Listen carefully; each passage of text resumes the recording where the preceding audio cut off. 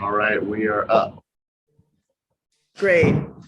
Good morning, everyone. This is the beginning of our council meeting for the Epiphany, which is January 6th, the beginning of Carnival. Also, Joan of Arc's birthday. So we have the St. Joan of Arc parade today. It's also a wonderful time of reflection when we talk about going into, in liturgical calendar, it'd be a new season. And so it's also kind of a good time to reflect.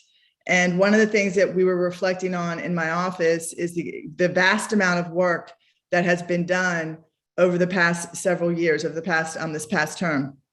And one of the most impressive things that we have seen was when Councilmember Banks and myself created the Street Renaming Commission.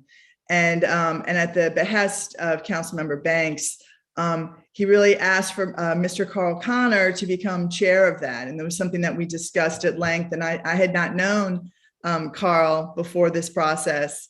And when I spoke with him and met with him, it was absolutely a no-brainer that somebody of his ability to lead a very difficult commission.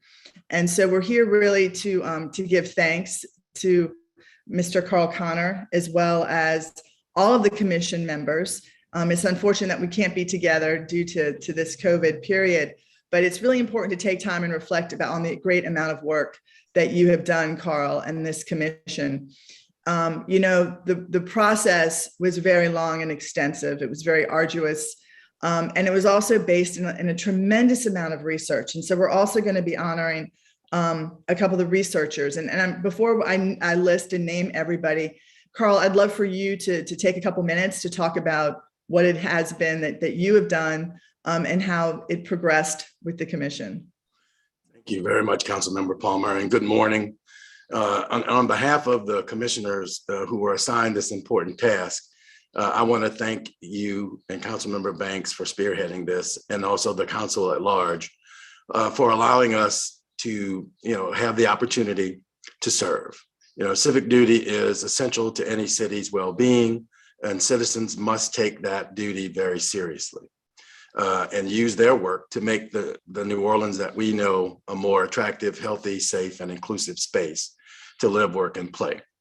I think that the members of the commission that you all appointed did exactly that. They heard the clarion call that you gave with regard to the streets, public spaces, and parks that we had, and the need to look at them very seriously with a scholarly basis for that looking. And when we did that, we took that duty very seriously. And I appreciate the fact that you all are going to, recognize that today, because I also like to thank, the commissioners and the historians for making my job as chair so much easier.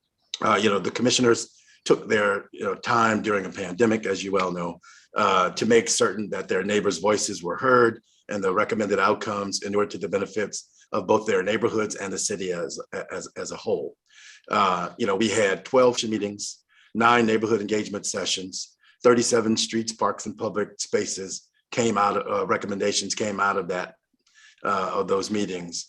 We also had 1,244 public comments that we received, 740 comments during the actual Zoom meetings that we had, and 740 meeting comments, those meetings we had, and then 504 public comments forms were submitted via the website that we created for outreach, as you well know.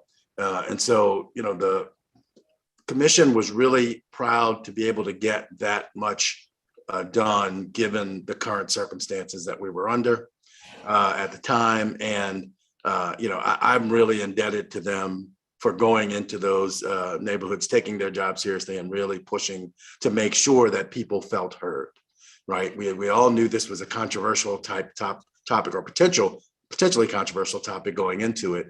I would say that we were very happy to not see as much controversy as people may have thought. People were really respectful, really understood what was going on. The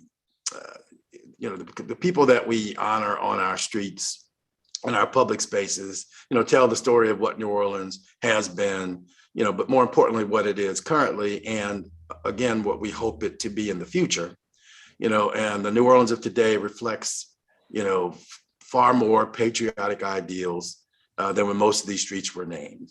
Even those who were skeptical of change recognize that, the current public spaces tell our story in a very incomplete manner. So, we really took the job seriously. We were very, very pleased to walk into a situation where you all had set us up for success. You had the historians and the experts there having done research along with the public library and your own staff members.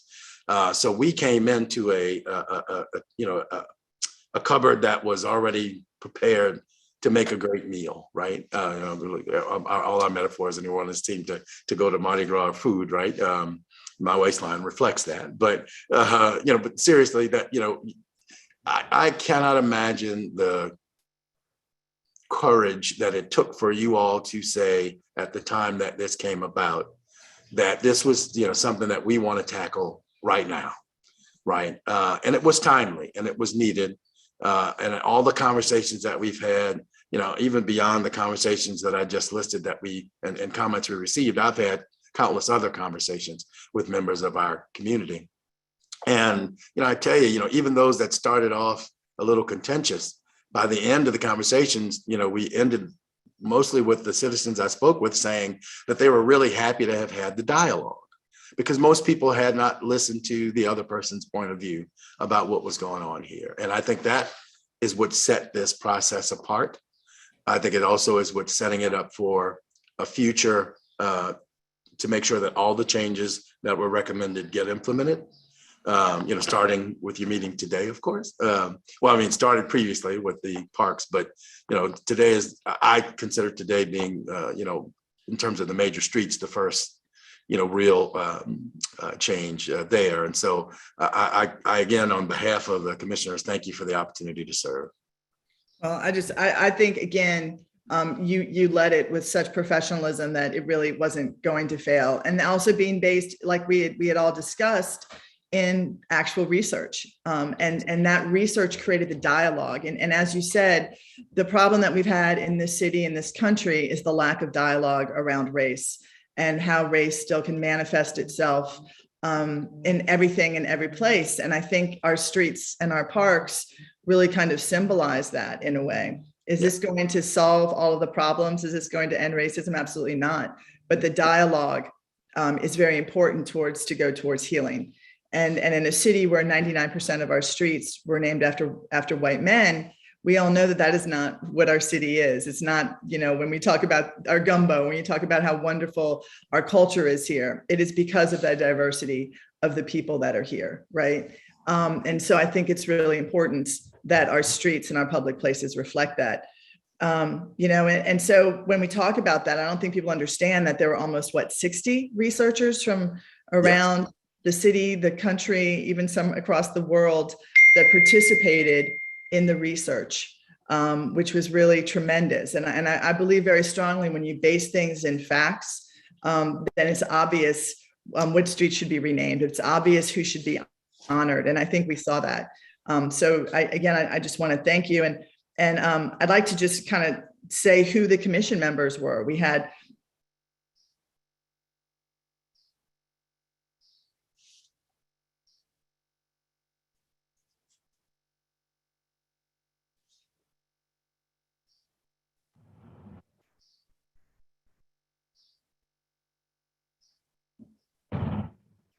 Councilmember, are you there? I think her screen froze.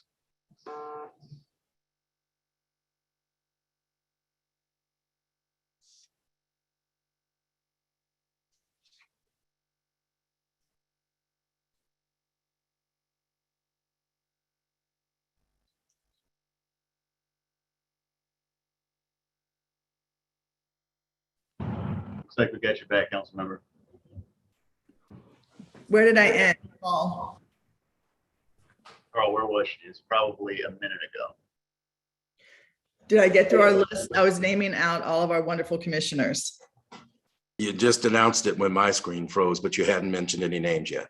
Okay, wonderful. Well, that's a good starting point. So Carl is as the chair. We had wonderful Mark Raymond as vice chair, Richard Westmoreland, Paul Sturbko, Gina Hamilton, Bobby Hill, Kimberly Jones William, Galatha Batham, Leon Richard, and Kevin Jackson. And so we have proclamations for all of them. And in addition to that, the research team was led by two extraordinary people, both Sue Mobley and Thomas Adams, who really led this. And I think one of the wonderful things, again, we should talk about here is y'all's work has also been recognized by the National Association of Historians. If you want to mention that, I think is just tremendous. And I think tonight y'all will be leading the plenary session. Plenary session. Yes, yes. And I'm gonna tell you, obviously, people, and I've been involved in civic things in New Orleans for a long time. And, a lot of our everyday citizens who don't pay as much everyday attention to what's going on in government don't realize the level of expertise that often gets displayed here and how others recognize that around the world. And this is an instance where it was a little bit more front and center in terms of the topic was, a heavy and timely topic. And so people were paying attention. Throughout the course of our work, we started to get inquiries from other cities that were going through the same process as well, asking for assistance as they formulated, what they were doing. A lot of that came because the American Historical Association recognized that we were set up for success because we included the experts and historians on the front end of the process to determine, exactly what should be looked at, right? It was an attempt to remove the speculative nature of some of these conversations, right? And root them in fact and history. And the AHA recognized that and has sent us a letter commending us on the process, saying that it is the best process that they have seen since these types of activities have been going on in cities. And they are here in the city for a convention, their annual convention. And tonight, Sue Mobley and Thomas Adams and I will be featured in their plenary session to talk about, the journey that it was to get this done. And let me tell you, in the preliminary conversations with those folks, they have received positive feedback from their membership, talking about how respectful this process was of history and facts, right? And, in today's, world with, so much conjecture and speculation and just people just not wanting to, hear others, all conversations start out better when you start rooted in fact, right? And not opinion. And there is room for opinion in all conversations. And I, as I told that to everyone that we spoke with, but, the opinion has to be one that helps us move to a better space, right? And one of the biggest problems that we have had in the country and frankly in the world is that we don't really get to know each other well enough to provide that level of instant respect for people's opinions and dialogue that goes to or coming to a greater outcome as opposed to just me winning, right? And I think that this process demonstrated that people are willing to talk. They are willing to give up just their opinion and conjecture if they are given things that are rooted in fact, right? And, the historians and the experts, and even more importantly for me, the students who worked on this as well, they are going to be the folks whose work gets to outlast this process, right? And help others in other places to come to a space where they can bring some reconciliation to their cities as well. And that was important and became more important to me as we went through this process, just seeing how it opened that dialogue, right? And this AHA conversation tonight, I think will be very fruitful and good. And I know I will learn more from the people in their audience because it's historians from all over. It's not just, a regional or local thing. And so it's going to be interesting. And we've had other cities reach out for this Yes. legislation, and it's being shared across the country, which I think is really tremendous. And hopefully it will happen tonight as well with you. And when we talk about that dialogue, it was fascinating. In when we changed, McDonough Playground to DeVore, and we were having our own public meetings around that in District C. we had a woman that came on who was a school teacher and actually taught early in her career at the McDonald School, and she didn't understand what this was all about. And when she started reading the research, she was like, this is a no-brainer. Of course we should be this. And again, it was all rooted in the history and in what the facts were.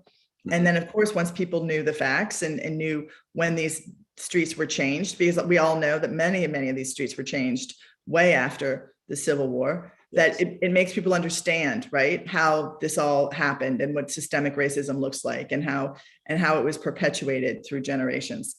And so I think that conversation has been very important, and hopefully it will spur more, not just across the state, the city, but also the country. So I want to thank you. And so all of the people that we've mentioned will be receiving proclamations from this council for all of your work. And Carl, yours says, whereas the city of New Orleans is renowned for its food, festivals, famous citizens, and foreign visitors, and whereas the city council takes great pride in paying tribute to events and activities, now therefore be it proclaimed by the city of New Orleans that the council recognizes Carl J. Connor for your integral part in dismantling the display of white supremacy in our neighborhoods. Your extensive time and research will ensure that the city of New Orleans has public landmarks, parks, and streets with names that better represent our rich cultural heritage. And it's signed by all the council members. And just alone in District C, as you know, I have to bring it up, we've renamed Washington Artillery Park after our first Black Lieutenant Governor, Oscar Dunn. We've renamed Berman Park after Morris X. Jeff. And we've also renamed McDonough Playground to the DeVore Playground. And then today, God willing, we'll be renaming, as we know, Robert E. Lee after Allen Toussaint. And we will also be renaming Slidell Street in District C, Red Allen Way after a wonderful musician. And we will also be renaming McShane Place in the Faubourg Marigny to Joseph Guillaume Place. And I think hopefully by the end of today, we'll have some more names racked up, and I'm looking forward.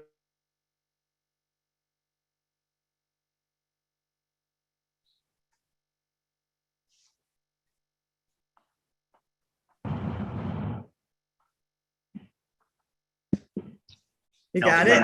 Councilmember, you froze when you said what you were looking forward to. Oh, thank you. Well, I'm looking forward to the new council coming in and continuing the work and working with hopefully Carl under your leadership, because I know y'all are still having meetings and talking and seeing and ensuring that this process continues. I will always lend my volunteerism to this effort, and I look forward to the new council and getting some more of these streets changed. So thank you. Thank you as well. And again, thank you for your courage, and Councilmember Banks at the very beginning of this to get it going, because without the two of you, we wouldn't be where we are today. I will miss both of you on this council. You all, not just with this effort, but others, took some courageous steps to help move the city forward. And it is not unnoticed, but it is very appreciated. Oh, thank you very much. It was our honor to serve. So thank you. All right. All right. Thank you, Carl. Thank you all. We'll be seeing you and have a wonderful time this evening. Thank and then you. I'll be seeing the rest of the council at 10. Thank you all. Thank you, Paul. Thank you. We'll reconvene at 10 as the full council. Paul, can you hear me, by the way? Yes. Thank you.